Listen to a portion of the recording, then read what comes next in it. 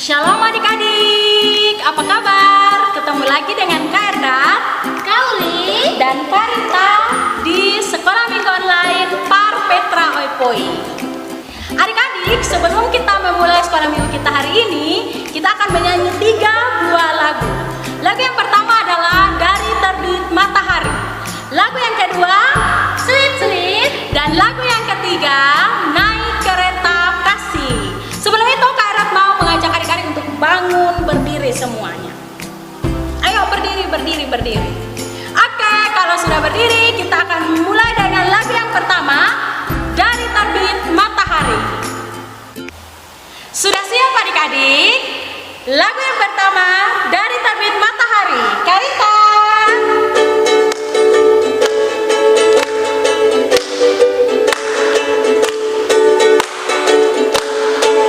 Dari terbit matahari pagi-pagi sampai pada masuk sore, biarlah nama Tuhan dipuji.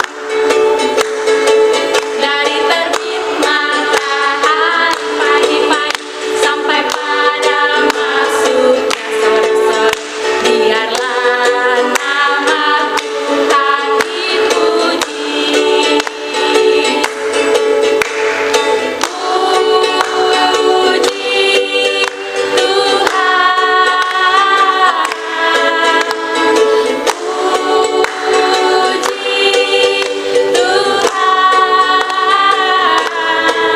Dari terbit matahari pagi-pagi sampai pada masuknya sore-sore, biarlah nama Tuhan dipuji.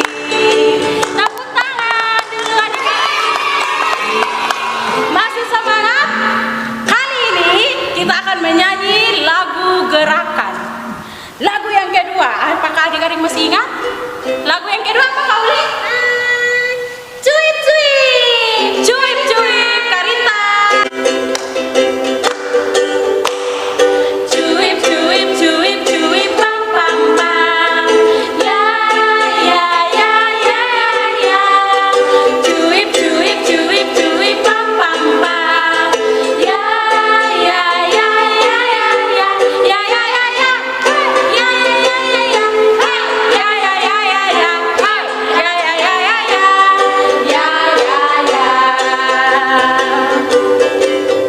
Kita yang dibenarkannya karena iman, kita hidup dalam kasih-Nya, kasih Allah kepada kita.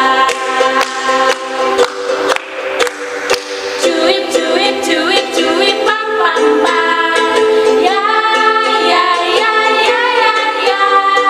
Cuip, pam, pam, pam.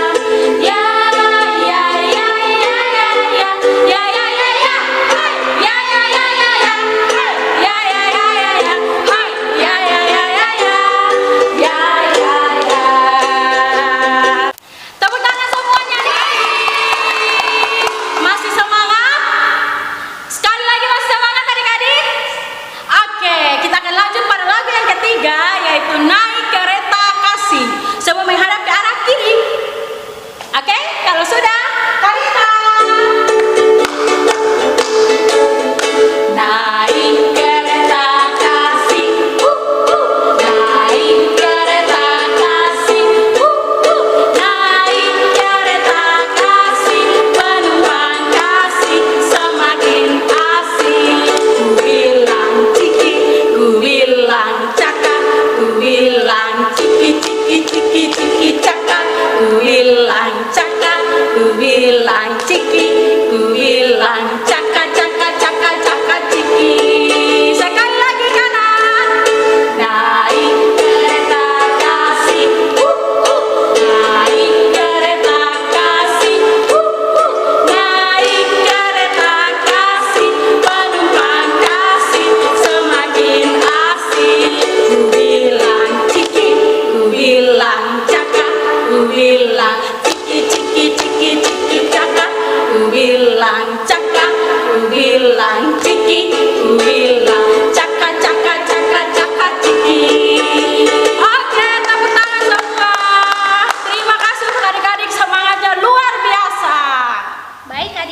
sebelum kita memulai sekolah minggu kita, mari kita menghadap Tuhan dalam doa. Kau diajak adik-adik, lipat tangan, tutup mata, kita berdoa.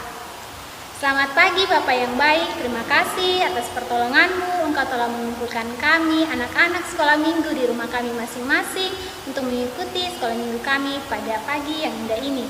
Tuhan kiranya memberkati sekolah minggu kami agar boleh jadi hanya di dalam nama anak-Mu Yesus Kristus. Terima kasih Tuhan Yesus, haleluya, amin. Terima kasih Kali yang sudah memimpin kita di dalam doa pembukaan. Sekarang kita akan mendengarkan firman Tuhan, tapi sebelum itu kita akan menyanyi lagu Alkitab Buku Terindah. Karita.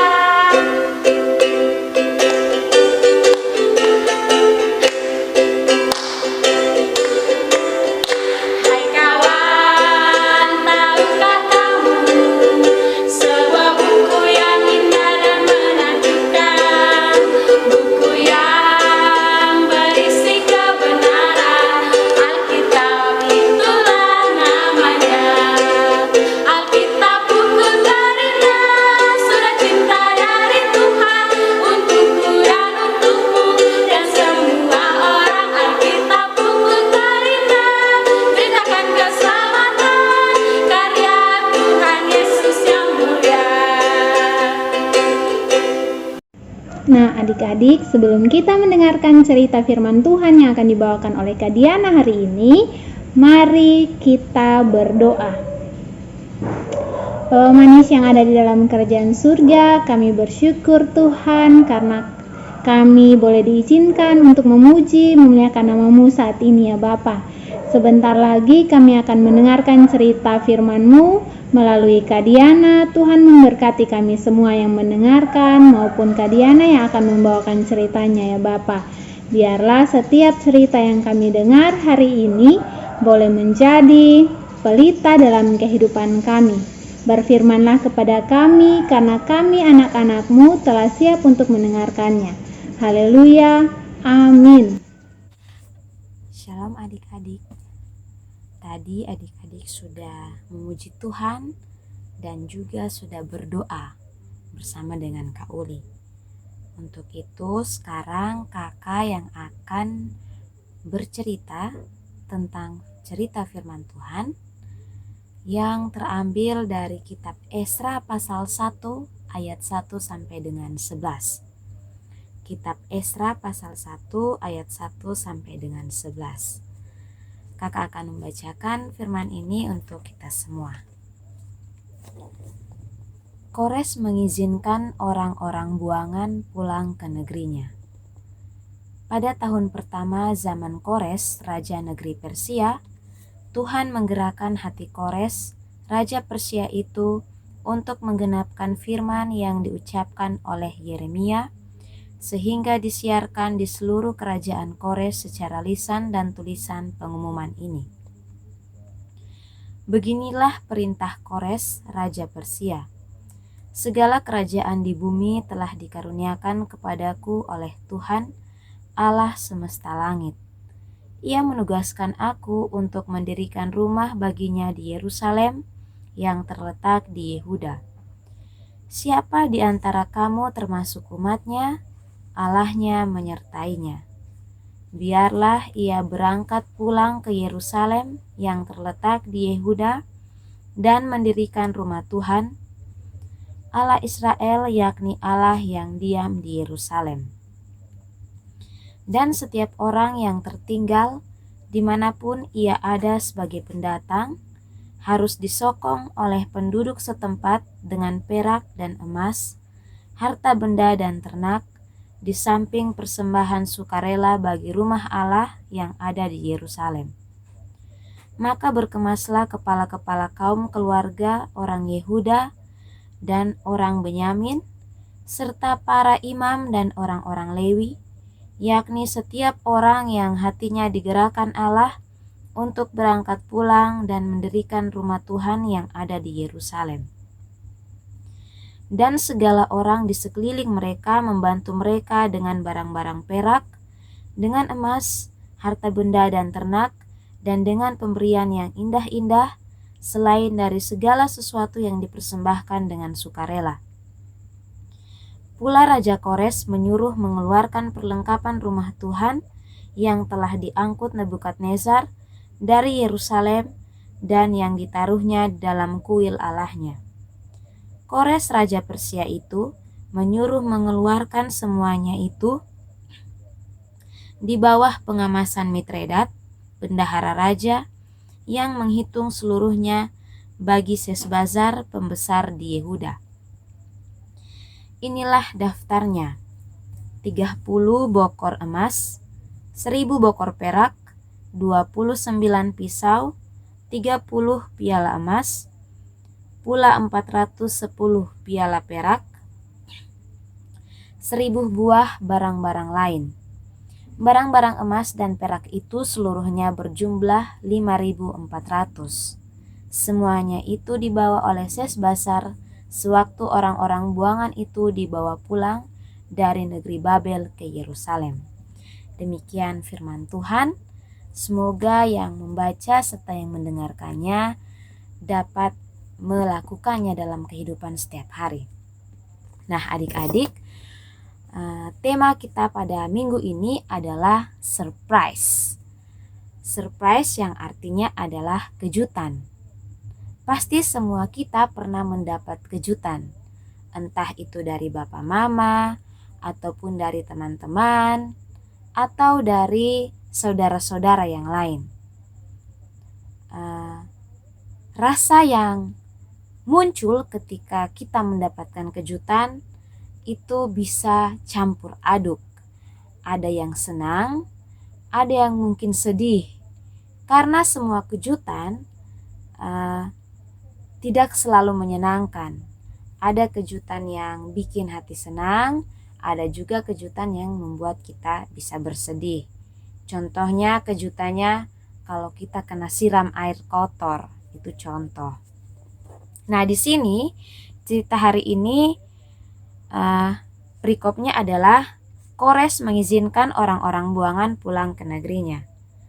Dan di sini bangsa Israel juga mendapat kejutan atau surprise dari raja tersebut.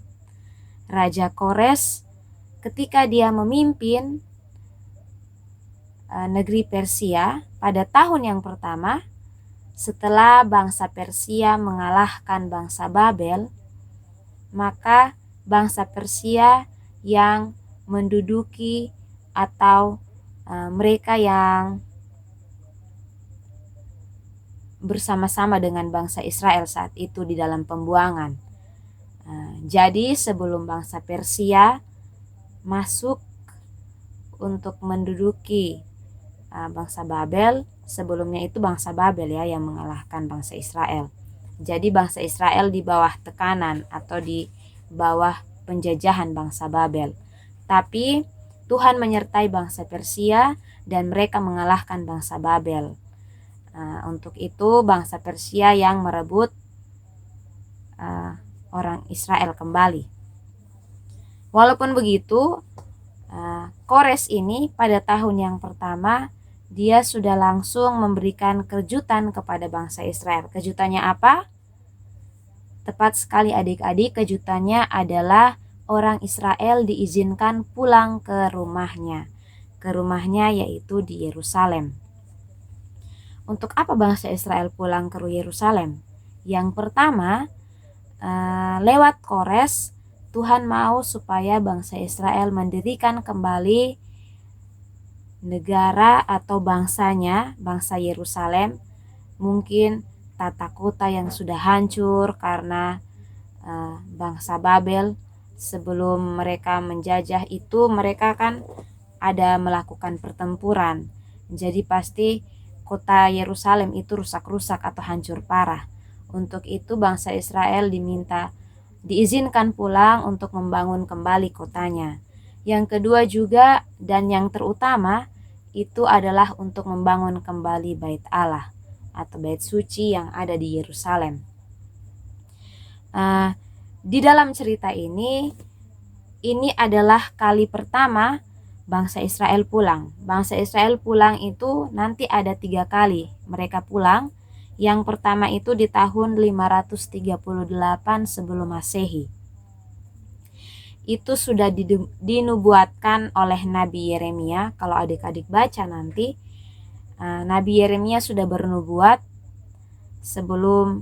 sebelumnya itu bangsa Israel akan pulang setelah mereka 70 tahun di pembuangan. Jadi ketika mereka sudah berada 70 tahun di pembuangan karena Babel, sekarang bangsa Persia yang memulangkan mereka. Jadi tidak ada perlawanan sama sekali ketika bangsa Israel harus dipulangkan. Karena itu mereka kaget. Kok ini bisa, bangsa Persia ini baik sekali, kenapa kita ini disuruh pulang dengan cuma-cuma? Yaitu karena sudah ada janji dari Tuhan sendiri.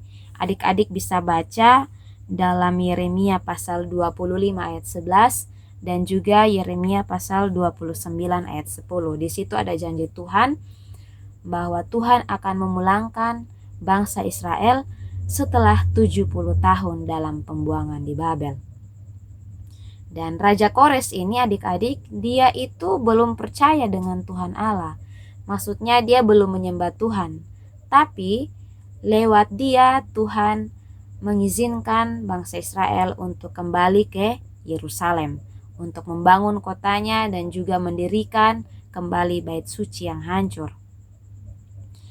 Dan pada tahun yang pertama, tahun 538 sebelum Masehi itu, bangsa Israel dipimpin oleh Zerubabel dan juga Yesua untuk kembali. Itu kurang lebih 50.000 orang yang kembali.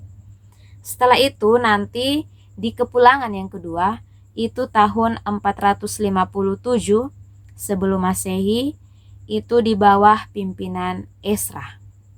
Jadi Esra yang memimpin kepulangan bangsa Israel yang kedua. Mereka yang pulang itu sekitar 17.200 orang, laki-laki dan juga perempuan yang pulang kembali ke negeri Yerusalem. Dan kepulangan yang ketiga itu di tahun 444 sebelum Masehi di bawah pimpinan Nehemia. Nah, dari tahap 1 sampai tahap 3 kepulangan bangsa Israel itu di bawah pimpinan 3 raja. Yang pertama itu Raja Kores, yang kedua itu Raja Darius, dan yang ketiga Raja Artasasta. Dan dalam kepulangan mereka yang ketiga, dari pertama sampai ketiga nanti, itu dipimpin atau dibawahi oleh 5 pemimpin rohani. Itu ada Zerubabel, ada Yesua, ada Hagai dan Sakaria, terus ada Esra sendiri. Nah, waktu Esra memimpin bangsa Israel untuk kembali ke Yerusalem, dia menjabat sebagai kepala departemen urusan orang Yahudi di kerajaan Persia, adik-adik. Jadi tugasnya Esra di sini supaya bangsa Yahudi itu taat untuk melaksanakan hukum Taurat. Jadi tidak melakukannya setengah-setengah, serta supaya iman dan kepercayaan orang-orang Israel itu tetap kepada Allah. Kenapa harus seperti itu? Karena waktu di zaman pembuangan, waktu di masa pembuangan ketika bersama dengan bangsa Babel, mereka ditindas habis-habisan. Adik-adik tahu kalau orang-orang buangan itu pasti sangat ditekan. Kalau adik-adik jadi bangsa yang masih dijajah oleh bangsa lain, rasanya seperti apa? Ya pasti kena siksa hampir setiap hari, disuruh kerja berat, disuruh kerja ini, kerja itu. Begitupun dengan bangsa Israel. Makanya tugas dari Esra ini adalah memelihara iman orang Israel supaya orang Israel tetap percaya kepada Tuhan Allah. Mereka tidak berpaling kepada Allah yang lain. Nah, adik-adik, di sini kakak mau menghubungkan dengan kisah yang sekarang. Karena kan zaman dulu kalau bangsa Israel itu dapat kejutan dari Tuhan Allah, kalau zaman sekarang juga ada yang dapat kejutan dari Tuhan Allah. Yang pertama itu namanya Fanny Crosby. Kalau adik-adik suka baca Alkitab, suka baca berita-berita, entah di majalah, di koran, atau lewat internet juga bisa. Fanny Crosby ini seorang wanita yang buta bukan sejak lahir ya adik-adik. Jadi Fanny Crosby itu dia lahir normal, bisa melihat, bisa berjalan. Tapi ketika dia berusia sekian tahun, dia menderita kebutaan karena malpraktek dari seorang dokter. Jadi pas dia pergi berobat ke dokter salah kasih dia obat, terus akhirnya dia mengalami kebutaan secara permanen. Dalam kebutaannya itu dia tidak putus asa adik-adik. Dia dibimbing oleh neneknya untuk terus belajar walaupun dia buta. Jadi Fanny ini dia tidak menyerah dalam bimbingan neneknya, neneknya itu seorang yang percaya dengan Tuhan. Jadi neneknya kasih semangat kepada ini Fanny Crosby. Jadi Fanny Crosby ini walaupun dia buta, tapi dia bisa melahirkan lagu-lagu yang adik-adik tahu di Kidung Jemaat itu diciptakan salah satunya oleh Fanny Crosby sendiri. Nah, sekitar 8.000 lagu yang dia ciptakan adik-adik. Jadi hebat ini Fanny Crosby, dalam kebutaannya dia tidak menyerah. Dan orang yang kedua itu adalah Wilma Rudolph. Wilma Rudolph ini dia seorang atlet dari Amerika. Dia atlet lari. Dia pemenang Olimpiade emas 3 tahun berturut-turut. Nah, sebelum jadi pelari itu, Wilma ini dia sudah mengalami kaki yang pincang dari dia lahir. Jadi dia punya sedikit cacat fisik. Jadi pada saat itu kakinya pincang dan dia sempat bertanya kepada ibunya. Dia bilang, "Mama, nanti beta bisa lari kok seperti kawan-kawan yang lain."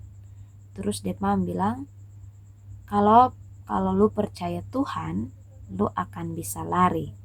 Jadi jangan lupa untuk berdoa dan berusaha. Dari dengar dia punya mama punya kata-kata, dia punya motivasi yang kuat untuk bisa sembuh. Akhirnya pada 12 tahun, ketika dia umur 12 tahun, dia bisa lari normal. Walaupun dia punya kaki itu pincang. Jadi di sini adik-adik kita belajar kalau Tuhan itu punya kuasa yang tak terbatas. Dan juga Tuhan punya cara kerja yang tidak terduga. Lewat siapa saja Tuhan mampu untuk kasih jalan keluar. Jadi kalau misalkan sekarang adik-adik sedang mengalami kebingungan, kebimbangan, ragu-ragu, adik-adik harus tetap percaya kepada Tuhan. Dengan berdoa, baca Alkitab, berserah diri sepenuhnya kepada Tuhan. Terus kalau adik-adik berbuat dosa, minta ampun kepada Tuhan. Nanti adik-adik akan dapat jalan keluar. Firman Tuhan di dalam Yeremia 29 ayat 11 itu kan bilang, Tuhan tidak pernah mendatangkan rancangan kecelakaan, tapi selalu rancangan damai sejahtera. Jadi apapun permasalahan dalam ini adik-adik punya kehidupan, adik-adik harus yakin kalau Tuhan itu punya kuasa yang tidak terbatas. Dia akan selalu ada bersama adik-adik dimanapun adik-adik berada. Entah adik-adik dalam keadaan susah ataupun senang, Tuhan selalu ada bersama dengan adik-adik. Untuk itu silahkan menunggu kejutan dari Tuhan yang sedang menanti kejutan, ataupun yang tidak sedang menanti kejutan, pasti Tuhan akan kasih kejutan buat adik-adik semua. Begitupun dengan kakak. Mungkin ini cerita Alkitab kita pada hari ini. Semoga adik-adik dapat mengambil hikmah dari bahan bacaan minggu ini dan tetap percaya kalau Tuhan tidak pernah tinggalkan adik-adik. Lukas 1 ayat 37, sebab tidak ada yang mustahil bagi Tuhan. Mari kita berdoa untuk menutup firman. Terima kasih ya Bapa buat firman-Mu. Kami percaya Tuhan selalu ada bersama-sama dengan kami. Kami yakin Tuhan tidak pernah meninggalkan kami dalam setiap keadaan hidup kami, baik kami senang maupun kami susah. Kami percaya Tuhan memiliki kuasa yang tidak terbatas dan cara kerja yang tidak terduga dalam kehidupan kami ya Bapa. Kami menanti setiap kejutan indah maupun yang tidak menyenangkan yang akan terjadi dalam kehidupan kami. Kuatkan kami selalu dalam iman kami kepadamu ya Bapa. Ini doa dan syukur kami, ampuni segala dosa kami. Di dalam nama Tuhan Yesus kami telah berdoa kepada Bapa di surga. Haleluya, amin. Shalom. Tepuk tangan semua adik-adik. Sekarang kita akan memberikan persembahan kita. Siapkan persembahannya ya. Ingat, persembahan yang sudah diberikan oleh orang tua tidak boleh untuk diambil dan dibeli di kios, beli makanan ringan dan lain sebagainya. Nah, sekarang adik-adik ingat, persembahan yang diberikan harus ditaruh di dalam amplop. Setelah ditaruh di dalam amplop, diberikan kepada orang tua, terus nanti dikasih ke kakak-kakak pengajar yang ada di rayon masing-masing. Oke? Terima kasih untuk kerjasamanya adik-adik yang cantik dan ganteng-ganteng hari ini. Nah, kita akan memberikan persembahan kita. Kita akan menyanyi lagu Bawa Persembahan. Karita, silakan.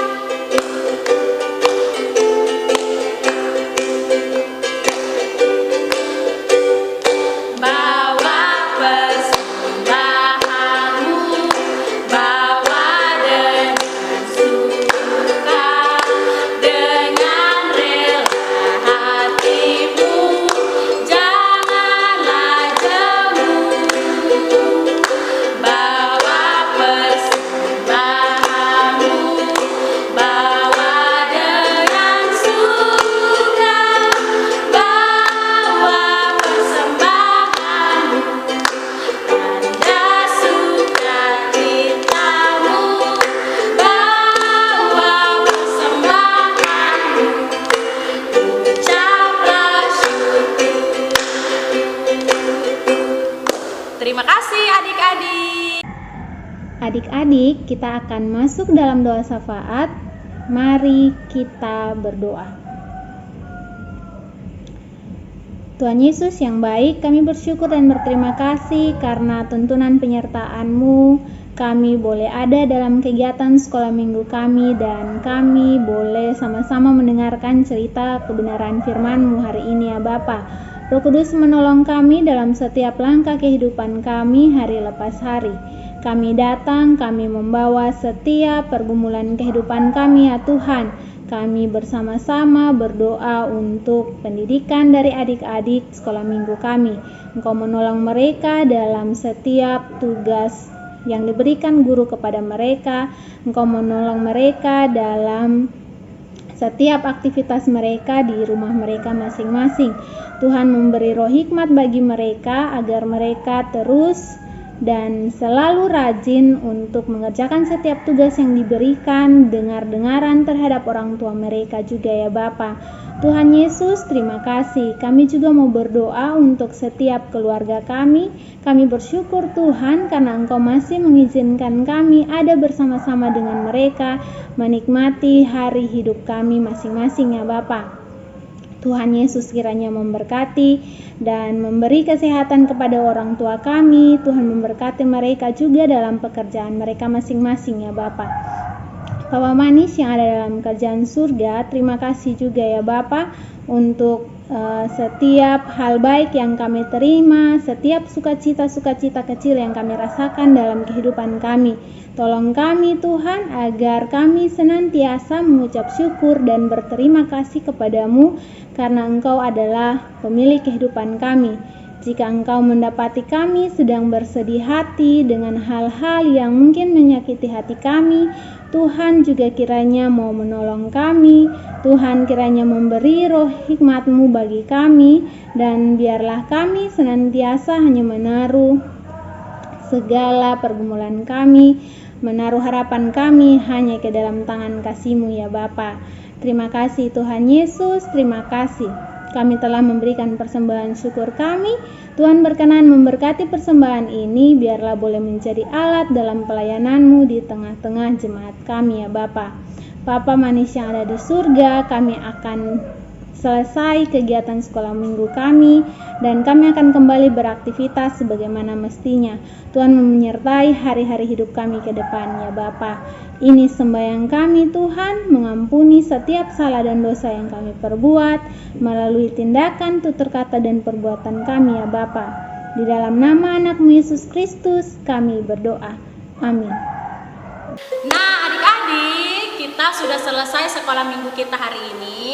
Dan untuk mengakhiri sekolah minggu kita hari ini, kita akan menyanyi lagu Yesus Sayang Padaku. Adik-adik boleh bangun semua, bangkit berdiri bersama, berpegangan tangan dengan adik-adik di samping kiri kanannya. Sudah berpegang tangan? Oke, kalau sudah, nanti lagunya kita akan mulai dari kanan. Oke, Karita.